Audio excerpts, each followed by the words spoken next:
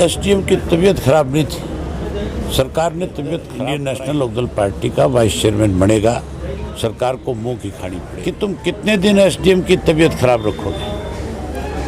आखिर चुनाव तो होगा, इसका मतलब तो इन्होंने देश की आज़ादी का जश्न नहीं, पैसे इकट्ठे करने का एक साधन बनाया है।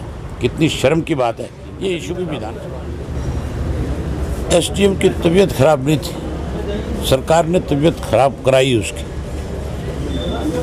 और क्योंकि सरकार की तरफ से प्रयास चल रहा है कि वो वाइस चेयरमैन अपना बनाए, उन्होंने दबाव बनाने के प्रयास भी किए होंगे, लेकिन हमारे जो मेंबर हैं वो बहुत मजबूत है। हमारे पास संख्या है, उनके पास संख्या बल है नहीं। सरकार के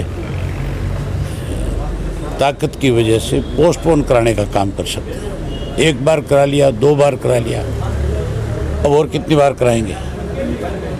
हर हालत के अंदर इंडियन नेशनल लोकदल पार्टी का वाइस चेयरमैन बनेगा, सरकार को मुंह की खानी पड़ेगी।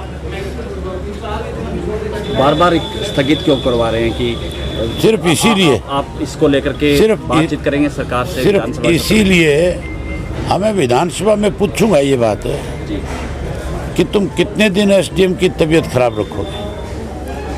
आखिर चुनाव तो होगा कि नहीं होगा। अगर कोई और रुकावट पैदा करेंगे तो फिर मैं हाईकोर्ट चला जाऊंगा, कोर्ट से तो आदेश हो ही जाएंगे 1 मिनट में। चुनाव की प्रतिक्रिया को सरकार ज़्यादा समय तक नहीं रोक सकती। इन्होंने तो, इनकी नीयत कभी ठीक रही नहीं। पंचायत के चुनाव कितने लंबे समय तक इन्होंने जानबूझ करके टाले, नगर पालिका नगर परिषद के चुनाव कितने लंबे समय तक टाले। आखिर मुंह की खानी पड़ी। पंचायत के चुनाव में इससे भी ज़्यादा बुरा हाल होगा इनका। पंचायत के चुनाव में तो मैं ये मान के चलता हूँ कहीं इनका एक मेंबर भी नहीं जीत करके आएगा। और इस इशू को विधानसभा में 8 तारीख को बाकायदा तौर पे मुख्यमंत्री से पूछूंगा। मंत्री से पूछने की जरूरत नहीं मुझे इस मामले, मुख्यमंत्री से पूछूंगा कि क्यों पोस्टपोन कराया, किस लिए कराया। एसडीएम की कल रात तक तबीयत बिल्कुल ठीक थी, सुबह मेरे से बात हुई है तब बिल्कुल ठीक थी।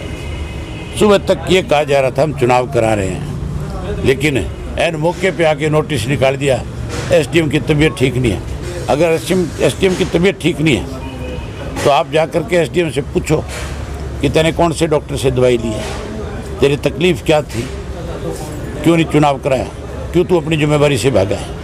उसका काम नहीं है। इस तरह सरकारी प्रेशर में आकर के फिर तो इस एसडीएम से कल को कोई अंगूठे दस्तखत करा लेगा, सरकार किसी गलत काम के ऊपर इसके दस्तखत करा लेगी। इसको अपनी नौकरी का ख्याल रखना चाहिए।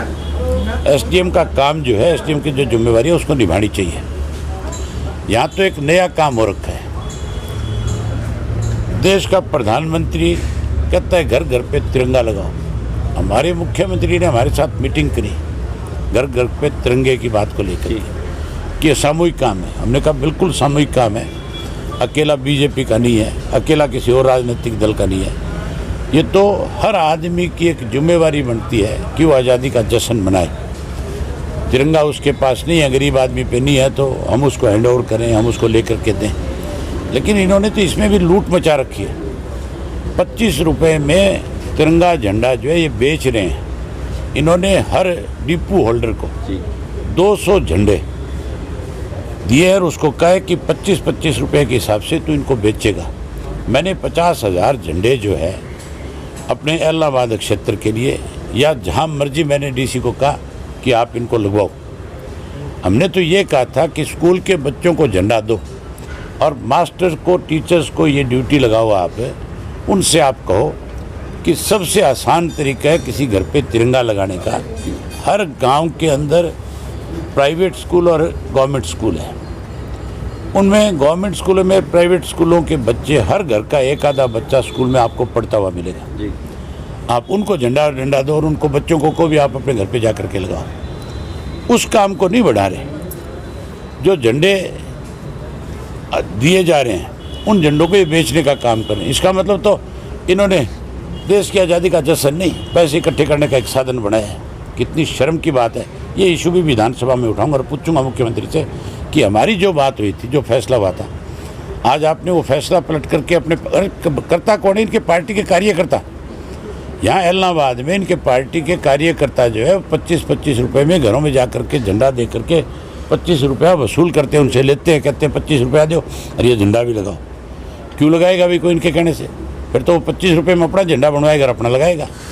इनका क्या मतलब है? मतलब ये इस पर राजनीति भी कर रहे हैं, ये इसके ऊपर पैसा इकट्ठा भी कर रहे हैं, बेईमानी भी कर रहे हैं, दोनों काम कर रहे हैं। जल भराव होया पड़ा है पूरे इलाहाबाद, पूरे हरियाणा प्रदेश में जहाँ जहाँ बरसात हुई है, ये मुद्दा भी नो डिस्ट्रिक्ट इफेक्टेड है इससे। जी, मैंने इसके लिए कॉलिंग दे रखी है, मेरी कॉलिंग शायद इसमें मंजूर भी होगी। जी, जब ये विधानसभा का टाइम आएगा मैं नो डिस्ट्रिक्ट की बात करूँगा। मेरे लिए एक अकेला इलाहाबाद नहीं, मेरे लिए पूरा प्रदेश है। प्रदेश के लोगों की कहीं कोई सरकार अनदेखी करती है तो फिर मुझे, मेरी पार्टी को अपनी जिम्मेवारी निभानी पड़ती है।